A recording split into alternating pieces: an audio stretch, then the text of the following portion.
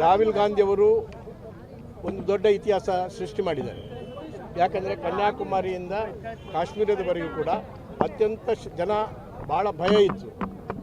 ಆದರೆ ಅತ್ಯಂತ ಶಾಂತಿಯುತವಾಗಿ ಅವರು ತಮ್ಮ ಭಾರತ್ ಜೋಡೋ ಯಾತ್ರವನ್ನು ಸಂಪೂರ್ಣ ಮಾಡಿ ಜನಗಳಿಗೆ ಶಾಂತಿಯುತವಾಗಿ ನ್ಯಾಯಯುತವಾಗಿ ಯಾವ ರೀತಿಯಲ್ಲಿ ಒಂದು ಯಾತ್ರೆಯನ್ನು ಇಡೀ ದೇಶದಲ್ಲಿ ಮಾಡ್ಬೋದು ಅಂತೇಳಿ ಅದನ್ನು ಸಾಬೀತು ಮಾಡಿ ತೋರಿಸಿದೆ.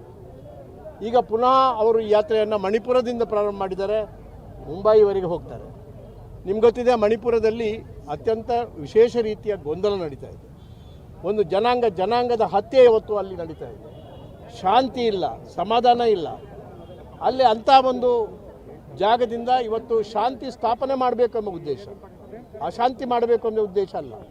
ಮಣಿಪುರದಲ್ಲಿ ಶಾಂತಿಯುತವಾಗಿ ಅವರು ಅವರ ಜೋಡೋ ಯಾತ್ರೆಯನ್ನು ಕೈಗೊಂಡಿದ್ದಾರೆ, ಅದು ಯಶಸ್ವಿಯಾಗಿದೆ. ಮಣಿಪುರದಂಥ ಗಲಭೆ ತುಂಬಿದಂಥ ಒಂದು ರಾಜ್ಯದಲ್ಲೇ ಅತ್ಯಂತ ಶಾಂತಿಯುತವಾಗಿ ಅವರು ಆ ಯಾತ್ರೆಯನ್ನು ನಡೆಸಬೇಕಾದ್ರೆ ಅವರು ಅಶಾಂತಿ ಅವರು ಹೋದ ಕಡೆ ಅಶಾಂತಿ ಆಗ್ತದೆ ಎಂಬುದು ಯಾವ ಒಂದು ಪುರಾವೆ ಇದೆ.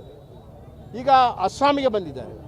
ಅಸ್ಸಾಂನಲ್ಲಿ ಕೂಡ ಅವರ ಉದ್ದೇಶ ಅಂತ ಹೇಳಿದರೆ ಅಲ್ಲಿ ಆ ಭಾಗದಲ್ಲಿ ಆ ಶ್ರೀಮಂತ ಶಂಕರ್ ದೇವ್ ಅಂತೇಳಿ ಒಬ್ಬ ಅತ್ಯಂತ ದೊಡ್ಡ ಒಂದು ಕ್ರಾಂತಿಕಾರಿ, ಅಂದರೆ ಶಾಂತಿ ಸಮಾಧಾನದಿಂದ ಇವತ್ತು ರಾಷ್ಟ್ರದಲ್ಲಿ ಒಂದು ಮತವನ್ನು ಸ್ಥಾಪನೆ ಮಾಡಿದಂಥ ದೊಡ್ಡ ಮಹಾಪುರುಷ, ಅಂಥ ಒಬ್ಬ ಅವತಾರ ಪುರುಷದಂಥ ಶಂಕರ್ ಅವರ ಸ್ಥಾನಕ್ಕೆ ಅವರು ಹುಟ್ಟಿದ ಮತ್ತು ಅವರ ಆರಾಧನಾ ಸ್ಥಳಕ್ಕೆ ಭೇಟಿ ಕೊಡಬೇಕು ಅಂತೇಳಿ ಅವರು ಹೋದರೆ ಅಲ್ಲಿ ತಡೆ ಮಾಡಿದರು. ಅದು ತಡೆ ಮಾಡಿದಾಗ ಅವರು ಬಲಾತ್ಕಾರವಾಗಿ ಅಥವಾ ಧೈರ್ಯವಾಗಿ ಅವರು ಹೋಗ್ಬೋದಿತ್ತು. ರಾಹುಲ್ ಗಾಂಧಿ ಹೋಗಲಿಲ್ಲ. ಶಾಂತಿ ಭಂಗ ಮಾಡಿ ನನ್ನ ಯಾತ್ರೆ ನಡೀಬಾರ್ದು ಎಂಬ ಏಕೈಕ ಉದ್ದೇಶದಿಂದ ಅವರು ಅಸ್ಸಾಂಗೆ ಬರ್ತಾರೆ. ಅಸ್ಸಾಂನಲ್ಲಿ ಕೂಡ ಆ ಶ್ರೀಮಂತ ಅವರ ಒಂದು ಕೆಲಸ ಅಸ್ಸಾಂ ರಾಜ್ಯದಲ್ಲಿದೆ. ಅದೇ ಪ್ರಕಾರ ಅಸ್ಸಾಂನಲ್ಲಿ ಯಾತ್ರೆ ಮಾಡ್ತಾ ಇರುವಾಗ ಅಲ್ಲಿ ಕೂಡ ತಡೆ ಮಾಡಿದರು. ಇಲ್ಲಿ ಶಾಂತಿ ಭಂಗ ಆಗ್ತದೆ. ಶಾಂತಿ ಭಂಗ ಮಾಡಿದಂಥ ಉದಾಹರಣೆ ಎಲ್ಲಿದೆ? ಅಲ್ಲಿ ಹಿಂದೆ ಜೋಡೋ ಯಾತ್ರೆ ಮಾಡುವಾಗ ಶಾಂತಿ ಭಂಗ ಆಗಲಿಲ್ಲ, ಎಲ್ಲಿಯೂ ಕೊಲೆ ದರೋಡೆಗಳಾಗಲಿಲ್ಲ. ಆದರೆ ನಿಮಗೆ ಗೊತ್ತಿದೆ, ಈ ಅಯೋಧ್ಯ ಯಾತ್ರೆಯ ಒಂದು ಸಂದರ್ಭದಲ್ಲಿ ಎಲ್ಲಿ ಆ ಯಾತ್ರೆ ಹೋಯಿತೋ ಅಲ್ಲಿ ಗಲಭೆ ಆಗಿದೆ, ಕೊಲೆ ಆಗಿದೆ, ಒಂದು ದೌರ್ಜನ್ಯ ಆಗಿದೆ. ಆ ರೀತಿಯ ಯಾತ್ರೆ ಇದಲ್ಲ. ಇದು ಕಾಂಗ್ರೆಸ್ಸಿನ ಯಾತ್ರೆ, ಗಾಂಧಿ ಯಾತ್ರೆ ಮತ್ತು ಶಾಂತಿ ಯಾತ್ರೆ, ಶ್ರೀರಾಮಚಂದ್ರನ ಯಾತ್ರೆ. ಅಂಥ ಒಂದು ಯಾತ್ರೆಯನ್ನು ನಡೆಸತಕ್ಕಂಥ ಇವರನ್ನು ಅಲ್ಲಿ ಹೋಗಬಾರ್ದು ಅಂತ ಮಾಡಿದ್ರು. ಅವರು ಪ್ರತಿಭಟನೆ ಮಾಡಿ ರಾಹುಲ್ ಗಾಂಧಿ ಅವರು 2 ಗಂಟೆಗಳ ಕಾಲ ಅಲ್ಲಿ ಕೂತರು, ಧರಣಿ ಮಾಡಿದರು. ಆದರೂ ಕೂಡ ಇವರಿಗೆ ಸಮಾಧಾನ ಆಗಲಿಲ್ಲ, ಮತ್ತೂ ಹೋಗಬಾರ್ದು ಅಂತೇಳಿ ಮಾಡಿದ್ರು, ತಡೆ ಮಾಡಿದರು. ಆದ್ದರಿಂದ ಇಂಥ ದೌರ್ಜನ್ಯ ಇನ್ನೂ ಅದು ಬಹುಶಃ ನನಗೆ ಅನಿಸದೆ ಇದು ನೇರವಾಗಿ ಈ ತಡೆ ಮಾಡಬೇಕು, ಆತಂಕ ಮಾಡಬೇಕು. ಅವರ ಯಾತ್ರೆ ನ್ಯಾಯ ಯಾತ್ರೆ ಅದು ಯಶಸ್ಸು ಆಗಬಾರ್ದು ಎಂಬ ಒಂದು ಉದ್ದೇಶ ನರೇಂದ್ರ ಮೋದಿ ಅವರದ್ದೇ ಇರಬೇಕು. ಅವರ ಆದೇಶ ಪ್ರಕಾರ ಅಲ್ಲಿ ಇರತಕ್ಕಂಥ ಯಾರು ಮುಖ್ಯಮಂತ್ರಿ ಇದ್ದಾರೆ ಶ್ರೀಮಂತೋ, ಅವನು ಏನು ಮಾಡ್ತಾನೆ ಅಂತ ಹೇಳಿದ್ರೆ ತಡೆ ಮಾಡ್ತಾನೆ. ಅವ್ರು ಯಾರು ಅಲ್ಲ, 25, 30, 40 ವರ್ಷಗಳ ಕಾಲ ಕಾಂಗ್ರೆಸ್ನಲ್ಲಿ ಅಧಿಕಾರವನ್ನು ಅನುಭವಿಸಿ ಕಾಂಗ್ರೆಸ್ನಲ್ಲಿ ಸುಖವಾಗಿದ್ದು ಈಗ ಮತ್ತೆ BJPಗೆ ಹೋದಂಥ ಮನುಷ್ಯ.